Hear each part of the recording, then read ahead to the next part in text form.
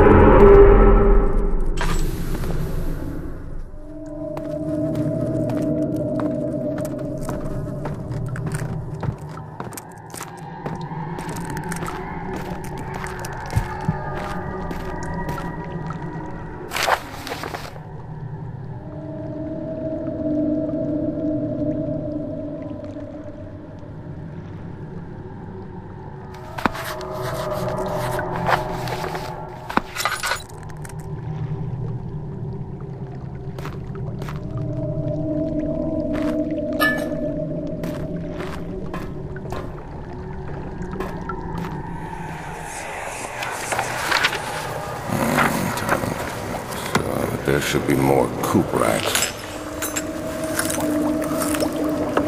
Let me see.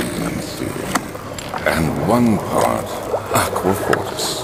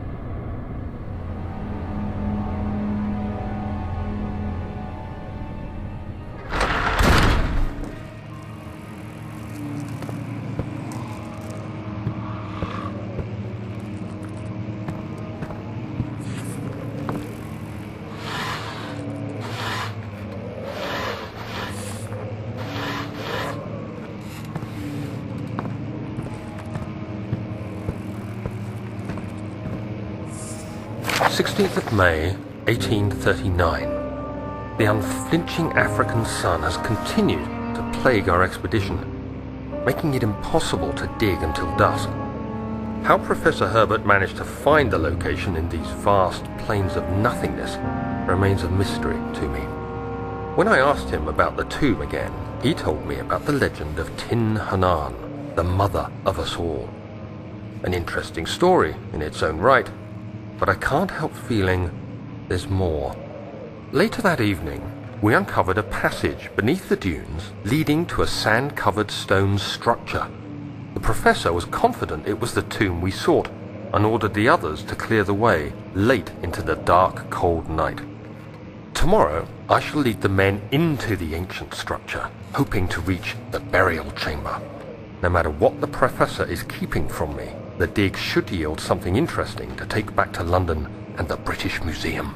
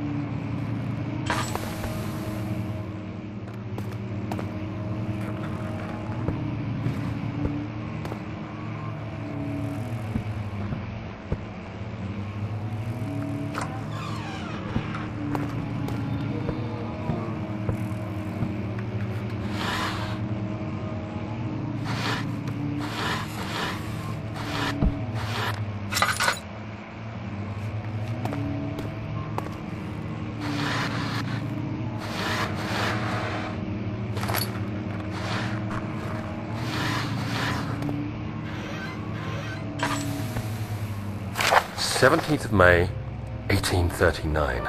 My hands tremble as I write.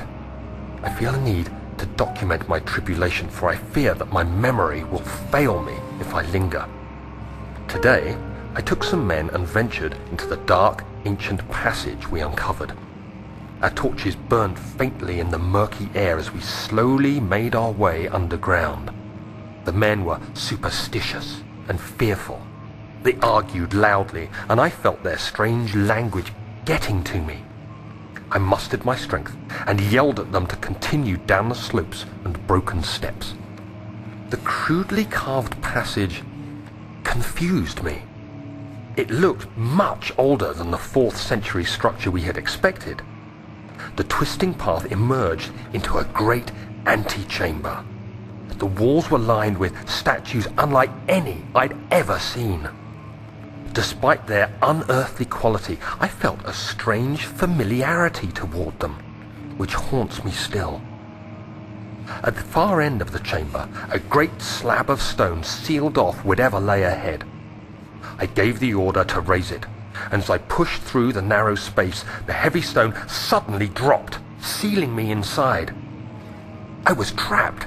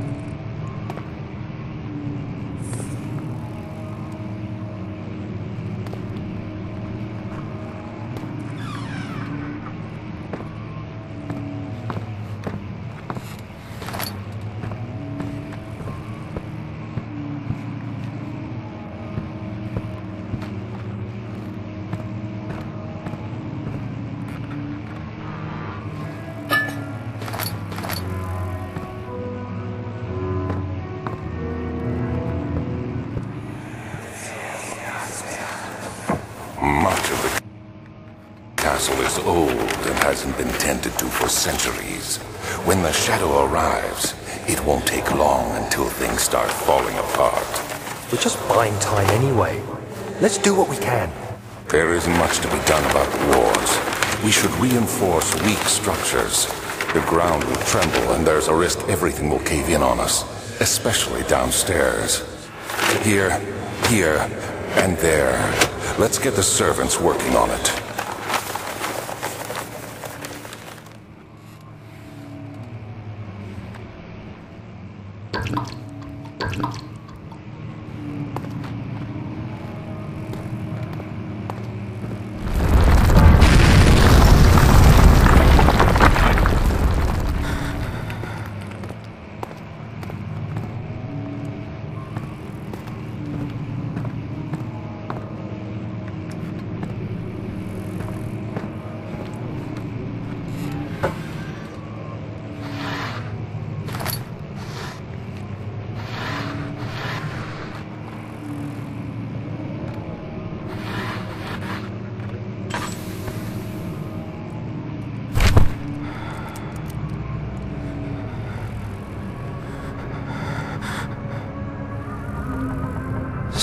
May 1839.